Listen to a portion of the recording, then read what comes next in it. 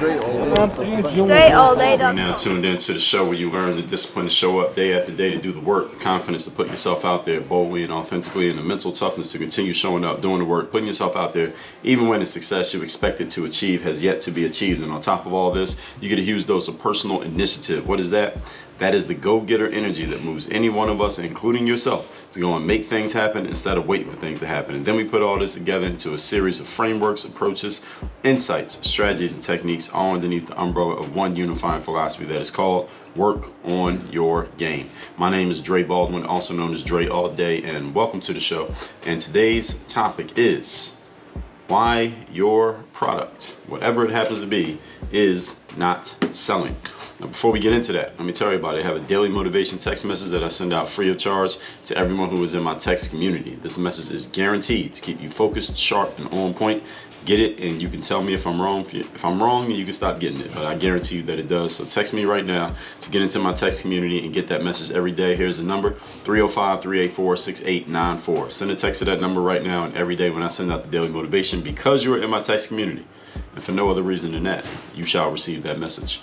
Other thing is, Work on Your Game University. That is the place where you take the next step with me. If you already know you're ready to go to the next step, you already know you're ready to go to the next level in your business, in your life, when it comes to your mindset, when it comes to the strategies you are employing and the systems that are making those strategies work, go to Work on Your Game University right now and get started. You can join my coaching program. You can get access to all my courses right now at workonyourgameuniversity.com. Now, getting into the topic again, why your product is not selling. Now, this episode is specifically for the salespeople out there because it kind of makes this a trick situation because we are all salespeople on some level. Everybody is selling something. If you're trying to get a job or you already have a job, you are a salesperson. You sold your ability to work and do the job. That's what you sold. If you sell products or services, you are selling a product and service, and you are selling yourself, because somebody still has to buy into you if they're going to buy your product or your service. So anytime you have anything, a product, service, whatever, a widget that is not selling the way that you want it to sell, and that's pretty much all of us, because we all are trying to make more money, and guess what?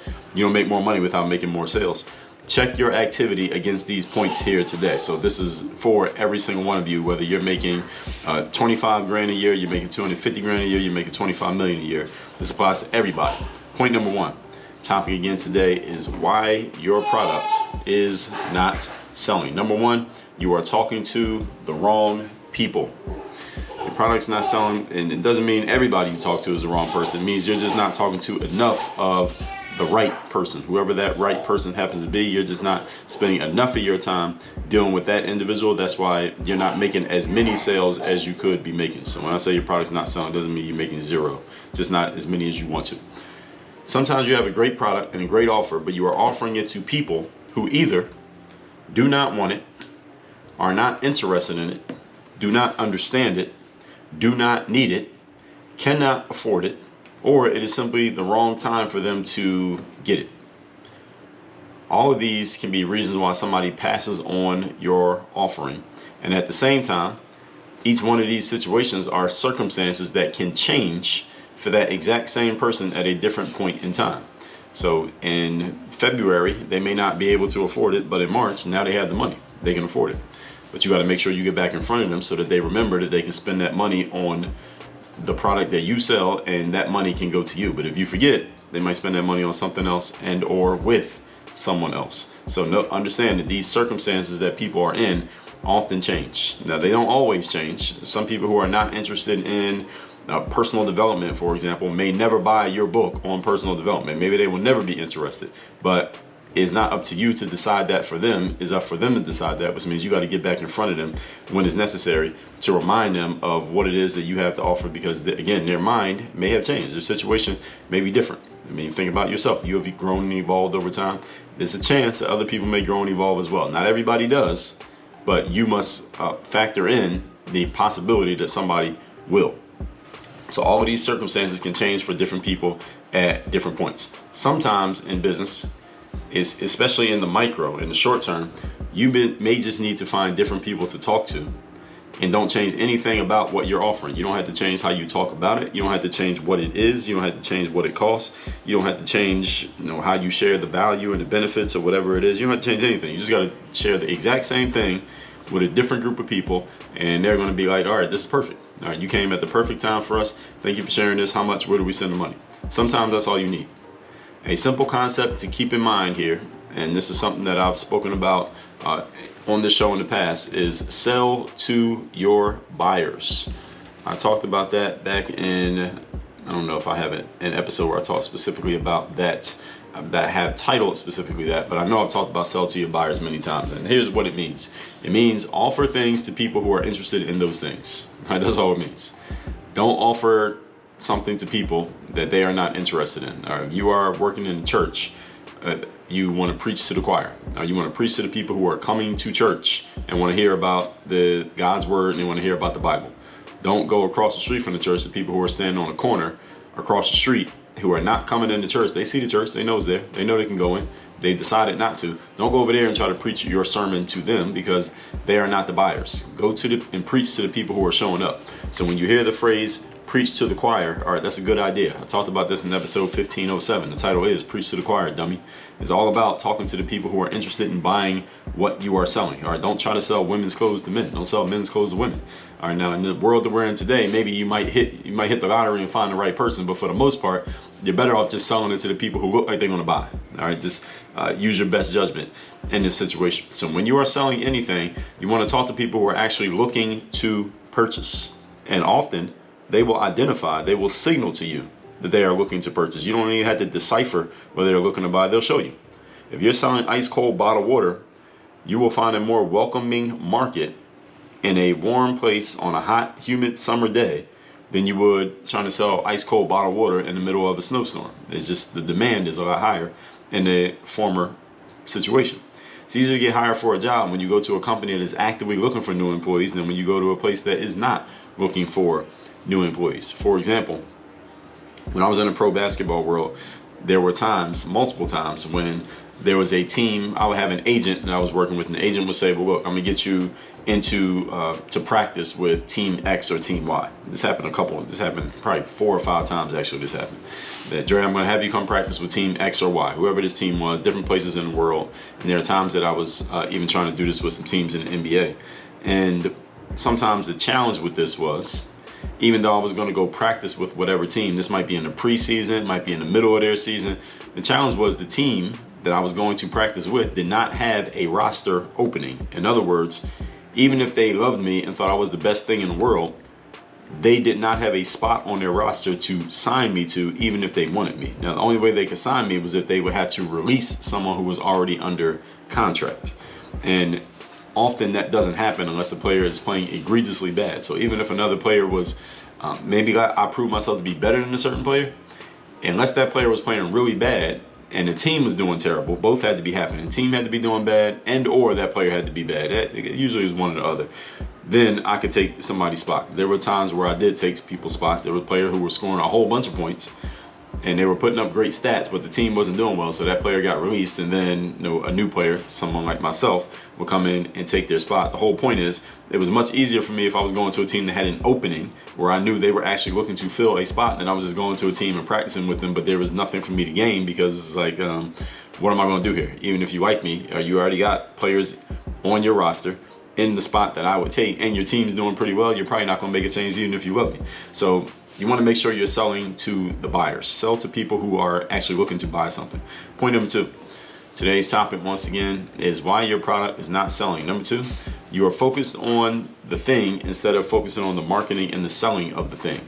This is something we talked about a lot here on the show. Remember that you're in the marketing business. You're in the sales and marketing business. It is only business when you are marketing and making sales. You're not in business when you do the thing. You can do the thing without making money from it. So the money is what makes it business.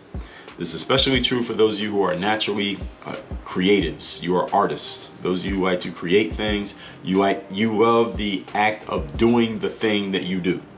Whether that thing is you write books, or you're an artist, you actually make sculptures, or you do paintings, or you do some type of performance art, or you are even people who are in the coaching space, or you do something like you tutor kids to get smarter at school, or something like that, get ready for a test, or you're a personal trainer. If you love the art of doing that thing, that doesn't mean that you're wrong. But I want you to remember that the business happens when the sale is taking place, when the money is being exchanged. That's the business. The business is the exchange of the money. It is not the act of doing the art. If you just want to do the art and you don't want to be dealing with the business, well, go get a job somewhere and let somebody else handle the business side. All you got to do is show up and do the art. Then you don't even have to worry about the business. You don't even have to worry about doing that at all. You can just do your art 100% of the time. But those of you who are natural creatives and not natural marketers or salespeople, understand there are many more natural creatives than there are natural entrepreneurs and salespeople. I've been at marketing conferences where a person on stage said, everybody in here who's a natural artist, stand up, and like 85% of the room stood up. And then they said, all right, so y'all sit down. Everybody who's a natural marketer or entrepreneur, y'all stand up. And like a handful of people stood up. And the person on stage said, all right, all you artists, you need to look at these people who are standing up. The entrepreneurs, y'all need to do business with them because they're the ones who will help you actually make money from your art. So you're not just out here being the proverbial starving artist doing a whole bunch of art, but you're not actually making the money that you want to make from it, even though your art is amazing, because you aren't able to do the business that draws in the money.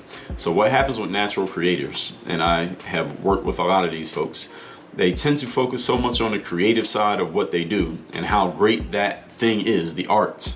That is like whatever it is you do for a living. They focus so much on the thing that they do, but they don't put nearly as much effort, attention, or focus into selling it or marketing it or figuring out why anybody would actually want it. This is especially important for those of you who are selling the very thing that you yourself has created.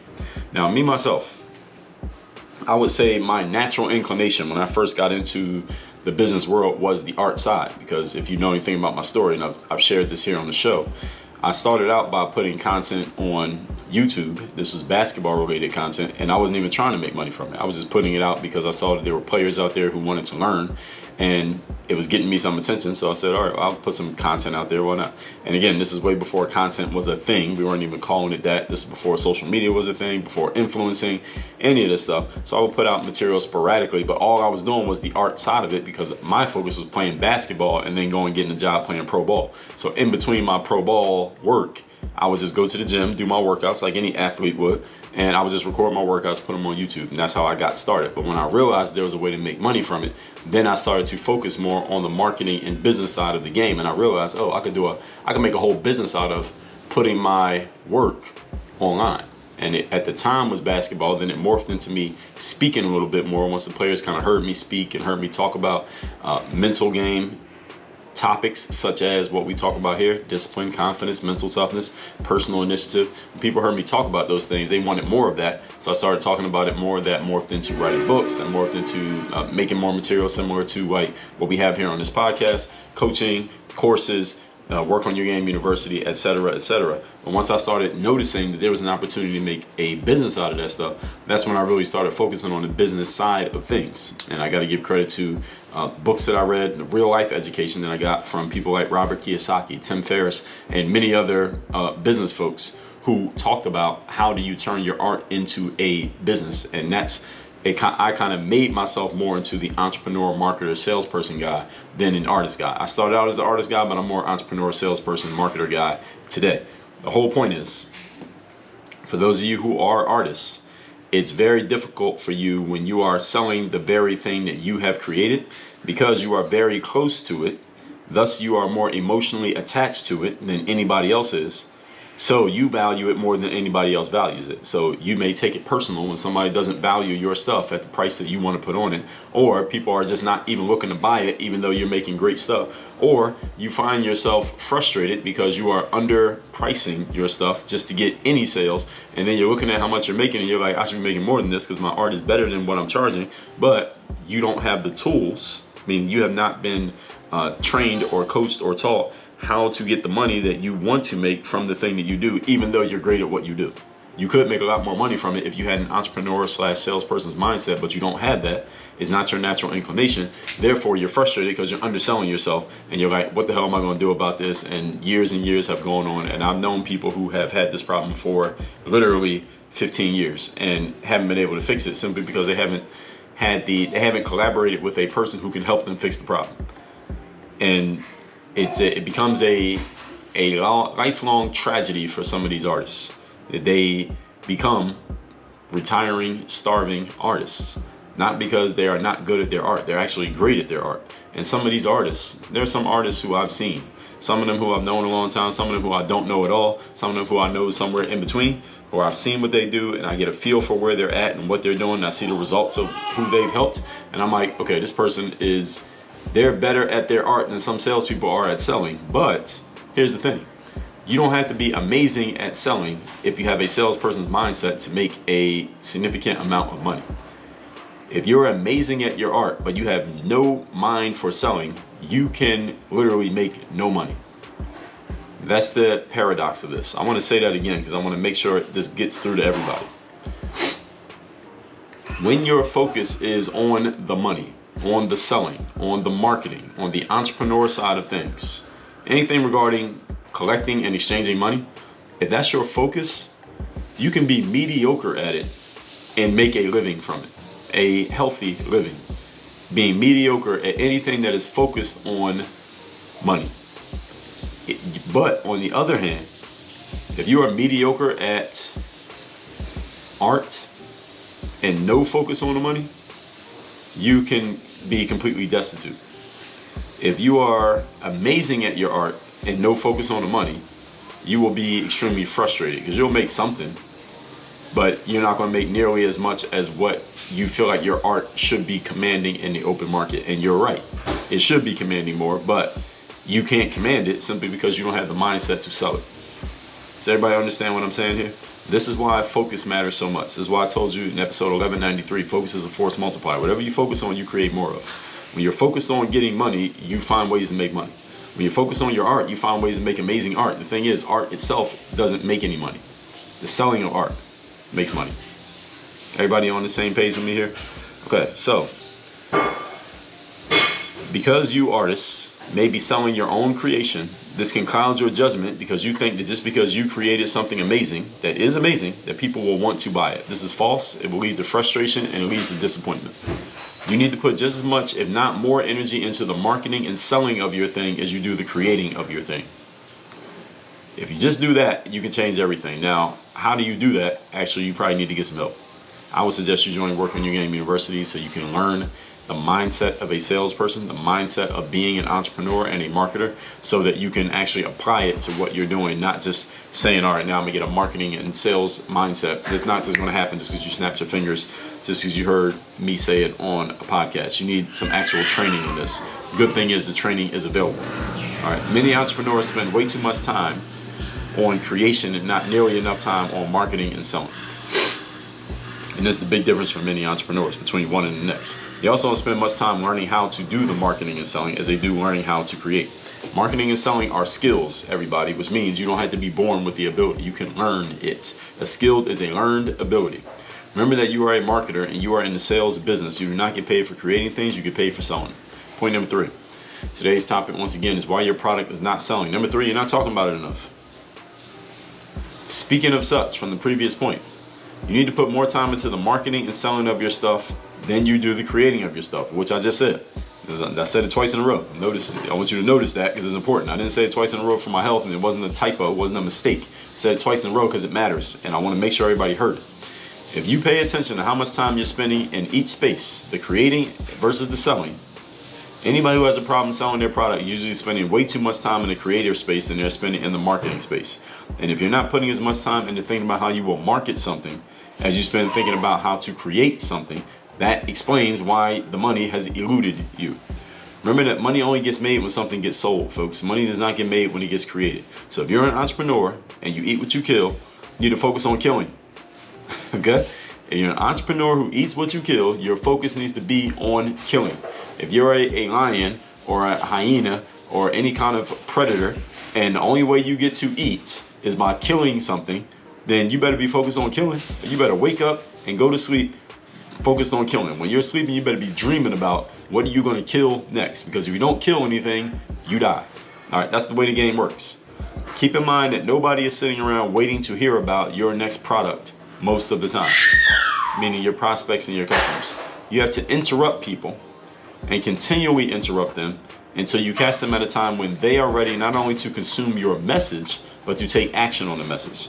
That usually requires more than one point of contact. Usually you don't strike the lottery and message somebody right at the right time they're thinking about doing something. Usually when people are thinking about doing something, they were thinking about it before you came around.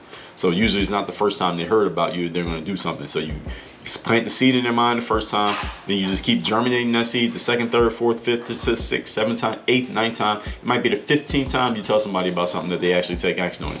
It might be a 50th time, might be the 100th time, but you got to keep dripping on it. That's why I told you marketing is an ongoing job. It does not end. You are always marketing. As long as you want something to sell, you need to keep marketing it. As soon as any organization or company decides they don't want to sell any more of something, they stop marketing it. Or as soon as they stop marketing it, they understand, okay, if we stop marketing this, you know it's not going to sell anymore, right? And that's pretty much the way it goes. Very rare is the product that keeps selling even when it's no longer being marketed. Do not be fooled by that. Most products do not. It does not work that way. So somebody may be ready in 30 days if you stay in front of them for 30 days. It might be 30 weeks if you stay in front of them for 30 weeks. It might be 3 years if you stay in front of them for 3 years. This is why marketing is a job. It's also a process. It's also your responsibility. And you also need to have a system for doing it. All that said, let's recap today's class. Why your product isn't selling. This is specifically for salespeople, which is everybody. Number one, you're talking to the wrong people. Sometimes you have a great product, great offer. You're just giving the wrong message to the wrong individuals. You change who you're giving the message to. All of a sudden, everything starts working. Point number two, you are focused on the thing instead of the marketing and the selling of the thing. Especially for those of you who are naturally creatives and artists, you need to focus as much, if not more time on marketing and selling of your products as you are the creating of your products. Getting better at creating products does not make you more money. Getting better at marketing and selling your products will make you exponentially more money. That's why you need to change your focus and or get with someone who has that focus and let them partner with you and split the money with them, and or you need to go get training on how to get focused on selling and marketing so that you can combine that with your creator ability, and that's when you'll start making the money that you feel like you should or that you deserve to make. Do not be a starving artist. Number three, you're not talking about your product enough. Like, people simply forget about you and your product because you are not in front of them when it's time for them to take action. Remember that people are not always ready to take action at the same time that you would want them to take action. How many of you would want to sell one of your products today? Or nobody bought it yesterday. That's great, but guess what? One of the people who didn't buy it yesterday might be ready to buy it today if you remind them that you have it. But you are being lazy and you're not reaching out to them again. You need to be relentless in your marketing and stand in front of people, continually interrupting them until you catch them at a time that they are ready to take action. That's why marketing is a job. It's a continuous process. It's an ongoing responsibility. And that's why you need to have a system for marketing. It is not just a one-off thing that you do whenever you think about it or you feel like it. All that said, here's what you do to get help with that. First of all, text me. Tell me the best idea or insight you got from this class. My number is 305-384-6894. Secondly, and you're going to get the weekly motivation, daily motivation, every single day to your text. Secondly, though, at Work on Your Game University, I have a course called Sell Yourself. It's all about marketing, promoting, and selling yourself, which is what you are selling anytime you sell anything, by the way. And number two, I have a course called the Business Builder course, which is new to the university. That's all about every element of what you need to understand, what you need to do, and what you need to have in place when it comes to selling your products and services, especially online. And it's especially true for those of you when it comes to your mindset around money, when it comes to your mindset around generating money, collecting money, attracting money, and standing firm on the money that you want to be making, especially those of you who work in businesses that have price elasticity, meaning you can set your own price and there's a wide range for what you can set. All of that's covered in the Business Builder course. And those are only 2 of the 37 courses that are inside Work on Your Game University. I have plenty more on mindset, on strategies, on systems, on discipline, on confidence, on putting yourself out there, on marketing. All of that is inside of Work on Your Game University, and you get access to everything by going to workonyourgameuniversity.com. Work on your game. Dre all day.